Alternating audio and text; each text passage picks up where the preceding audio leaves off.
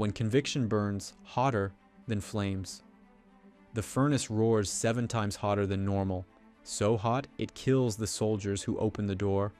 3 Hebrew men stand before King Nebuchadnezzar. Behind them, a 90-foot golden idol. Before them, a simple choice: bow or burn. The king's voice echoes across the plaza. If you bow, you live. If you refuse, you burn. And what God will deliver you from my hands? Watch these 3 men, no hesitation. Their answer comes unified, unwavering. Our God is able to deliver us, but even if he does not, we will not bow. Read those words again. Even if he does not. This is integrity at its purest. Not obedience dependent on deliverance, not faithfulness tied to favorable outcomes, character that doesn't negotiate with circumstances. They fall into the flames bound, but then the king leaps to his feet. I see 4 men walking in the fire, unbound and unharmed, and the 4th looks like a son of the gods. Here's the truth. You can't know if God will deliver you from the fire until you refuse to bow before it. Every man faces furnaces. The career opportunity requiring ethical compromise, the financial pressure, whispering justifications for dishonesty, the cultural moment insisting you bow to what everyone else worships. Integrity is what remains when heat is turned up and compromise offers the easy exit. Mirror of truth. 2 kings, 2 responses, 2 confrontations, 2 men, 2 destinies. King Saul, the illusion. Samuel the prophet approaches King Saul on the battlefield. Before Samuel speaks, Saul rushes forward. I have performed the commandment of the Lord. What then is this bleating of sheep in my ears? Samuel asks. Watch Saul's integrity crumble in real time. Blame others. The people spared the best. Add religious spin to sacrifice to the Lord. Partial admission, but we devoted the rest to destruction. His words say obedience. The sheep say otherwise. Saul lost his kingdom not because he lacked ability, but because he lacked integrity. King David, the restoration. Nathan the prophet tells David a story. A rich man stole a poor man's only lamb rather than taking from his own abundant flock. David's anger explodes. The man who did this deserves to die. Nathan speaks 4 words that strip away every defense. You are the man. Watch David's response. No excuses, no blame shifting, no rationalization. I have sinned against the Lord. 5 words. Complete ownership. Brutal honesty. The difference. Saul stands among bleating evidence, declaring compliance. David sits in confronting silence, declaring guilt. Saul loses his kingdom permanently. David keeps his throne ultimately. Why? Not because David's sin was smaller, it was arguably greater, but because when confronted with truth, David embraced it rather than evading it.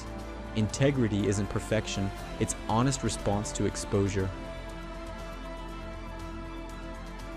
Unseen integrity, Joseph's test evening in Potiphar's house. Joseph stands alone among ledgers. No one watches, no one checks, no one audits. He could skim, manipulate, take what he's owed for the injustice of slavery. His brothers sold him. He was purchased like property, separated from everything. Who would notice? Who would care? But Joseph's integrity isn't audience dependent, because for Joseph, God is auditing. Later, Potiphar's wife makes her advance. Again, alone. Again, no witnesses. Easy rationalization available. Joseph's answer reveals his integrity's source. How can I do this great wickedness and sin against God? Not what would Potiphar think, not what if I get caught. Sin against God. His integrity is vertical before horizontal. God ward before man ward. He runs, leaves his cloak, chooses prison over pleasure. This is unseen integrity, choosing right when no human sees, because the divine always does. 3 pillars that hold pillar. 1. Truth in the inner parts, David prays. You delight in truth in the inward being. Not truth in public image, not truth in performance, truth in the place no one else sees. Sarah faces her client. The mistake was small, the cover-up easy. The cost of honesty might be the contract. She takes a breath. I need to tell you about an error in our proposal. The client pauses. I appreciate your honesty. That's exactly why we want to work with you. Sometimes integrity costs, sometimes it pays, always it matters. Pillar 2. Consistency under pressure. Daniel's story spans decades and 3 kings. Watch his pattern. When promoted to power, habits don't change. When threatened with death, worship doesn't waver. When others compromise, convictions don't bend. When alone in private, character doesn't shift. Integrity isn't situational, it's constitutional. The man of integrity doesn't change his ethics when he changes his tax bracket, doesn't alter his honesty when he changes his audience, doesn't modify his morals when he changes his location. Pillar 3. Courage to face truth. The rooster crows. Peter's eyes meet Jesus's across the courtyard. He faces the truth he's been denying. I denied him 3 times. I'm not as strong as I claimed. But this isn't the end. It's the breaking before the rebuilding. Peter weeps. Not despair. Recognition. He's seeing himself clearly for the first time. You become strongest when you acknowledge weakness. You grow most when you face failure. Today's test. Mark's moment. Electronic twilight in Mark's office. Building empty. Just Mark, his laptop, and a choice that seems too small to matter. The expense report glows on screen. All legitimate. Except one line. A small personal purchase buried in business expenses. Maybe $20. His cursor hovers. Rationalization engine revs. You is miss. Everyone does this. It's basically a tip for unpaid overtime. No one would know. Then he hears his own voice from that morning, lecturing his daughter. Character is who you are when no one is watching. The irony tastes bitter. In this moment, Mark faces the same test as Joseph, Daniel, and the 3 men before the furnace.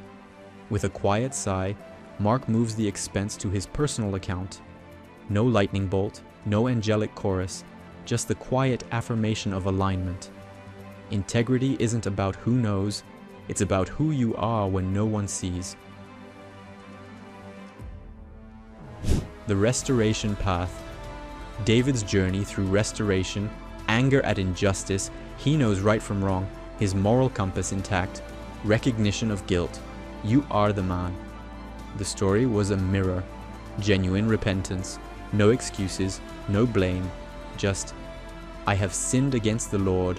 Restored relationship. The Lord has taken away your sin. You will not die. Consequences remain. David's house will face turmoil, but the relationship is restored. The crown of integrity isn't perfection.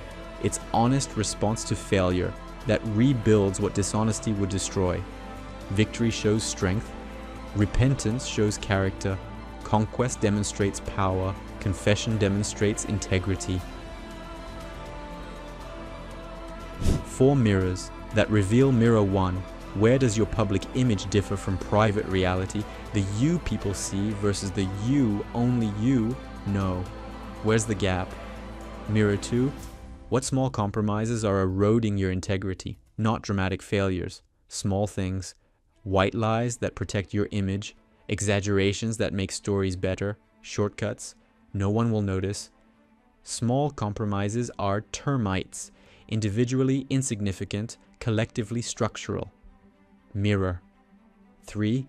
How would those closest to you describe your consistency?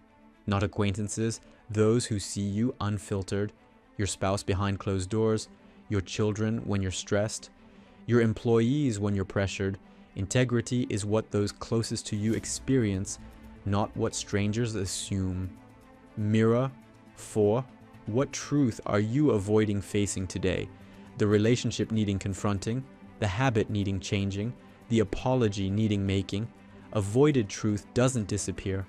It eventually forces confrontation on its own terms rather than yours. The call to unshakable character. Return to that furnace. Those 3 men were willing to burn. Their deliverance wasn't guaranteed, their survival wasn't promised, their integrity was. That's the call of unshakable character, conviction untethered from consequence, obedience independent of outcome. The world needs men of integrity. Not perfect men, those don't exist. Not men who never fail, everyone fails, but men who choose truth in the inner being even when lies would be easier, maintain consistency under pressure even when compromise would be convenient, face truth courageously even when avoidance would be comfortable, respond to failure with repentance rather than rationalization. Your furnace is coming. Maybe it's already here. The career choice testing your convictions, the financial pressure tempting your honesty, the private moment when only God sees. In that moment, will your conviction burn hotter than the flames around you? Be the man. Be strong and courageous, not perfect, but honest, not sinless, but repentant, not fearless, but faithful. Let your integrity be unshakable even when circumstances are uncertain, because character forged in the furnace of conviction burns brighter than any golden image the world can build.